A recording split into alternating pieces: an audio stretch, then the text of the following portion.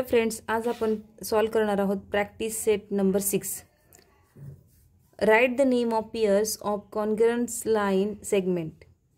Use a divider to find them. आपल्याला use करायला सांगितले त्यांनी डिव्हायडर फाइंड आउट करण्यासाठी. तर चला, हा प्रॅक्टिस सेट खूप सोपा आहे. सॉल्व करूयात आपण डिव्हायडर यूज करून. प्रत्येकाच्या कंपॉसमध्ये जसा कंपॉस असतो त्याच्यासोबतच असलेले जे एक दुसरं टूल्स आहे आपण जे यूज करत असतो त्याला डिव्हायडर म्हणायचे. आणि ते डिव्हायडर यूज करून आपल्याला ज्या आहेत कॉन्करंट लाईन्स कोणत्या आहेत त्या बघायच्या आहेत. तर स्टार्ट करूयात. आपण याचा यूज करणार आहोत आणि इथलं जे सेम असणार आहे डिस्टन्स आपल्याला फक्त मेजर करायचे आणि तेच आपलं काय असणार आहे कॉन्करंट लाईन असणार आहे दुसरी. जर आपण इथून जर सुरुवात केली सेगमेंट MG पासून सुरुवात जर केली तर सेम डिस्टन्स असणार कुठले आहेत बघा. इथे NG पण येते, त्यानंतर हे तर येत नाहीये, त्यानंतर हे येते GR येते, त्यानंतर हे येत नाहीये, त्यानंतर G आणि E पण येते. तर आपण सुरुवातीला राईट करून घेऊयात. हेच अगोदर जे फर्स्ट असणार आहे ते सेगमेंट MG कॉन्करन्सचं जे सिम्बॉल असतं ते राईट करून घ्यावं लागणार आहे आपल्याला. आणि त्यानंतर सेगमेंट याच्या पुढचं जे आहे तो GR. त्यानंतर आपण जेव्हा पाहिलं तेव्हा हे झाल्यानंतर हे पण सेमच आहे. सेगमेंट MG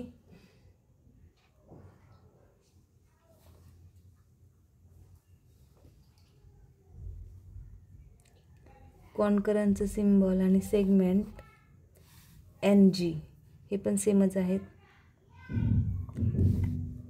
त्यानंतर सेगमेंट GC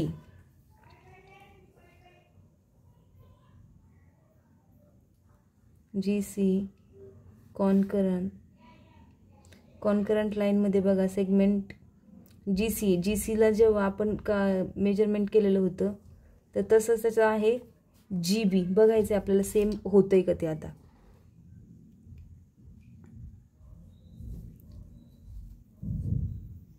तर बरोबर होतंय GB सेगमेंट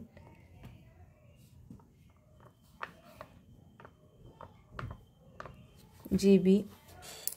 त्यानंतर हे जे आहे आता याच्यासोबत G आणि E सोबत बघूयात आपण.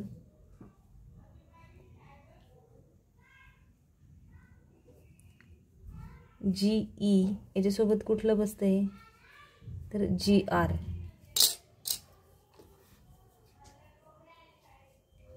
सेगमेंट GE कॉन्करन्सचं सिम्बॉल राईट करायचे. Then segment GR. तर या पद्धतीने आपण फर्स्ट क्वेश्चन सॉल्व केलेला आहे. आता सेम याचंही तसंच आहे बघा. जेव्हा AB सेगमेंट आपल्याला काय आपण कुठलं घेऊ शकतो AB सेगमेंट इथं लगेच आपण त्याच्या पुढे जेवढं डिस्टन्स आहे का नाही तेच घेऊ शकतो.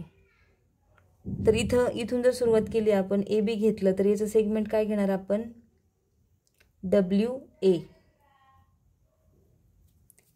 त्यानंतर सेकंडचं बघा सेगमेंट AP A आणि P घेतलेला आहे. जेव्हा AP असेल तर इथं लगेच आपण काय घेणार आहोत Y आणि C. AP बघा इकडनं 2 पॉईंट सोडलेले आहेत आणि हा 3rd नंबरचा पॉईंट आहे. तर तसं जरी नाही केलं तरी चालतंय कारण इथं AP आपल्याला सांगितलेलं आहे किती पॉईंट आहेत 1 2 3 4 आणि 5 नंबरचं घ्यायचं. तर इथून जर आपण सुरुवात केली 1 2 3 4 हे 5 नंबरचे सोडले म्हणून इथे आपलं डायरेक्ट C. इथे येणार आहे सेगमेंट YC.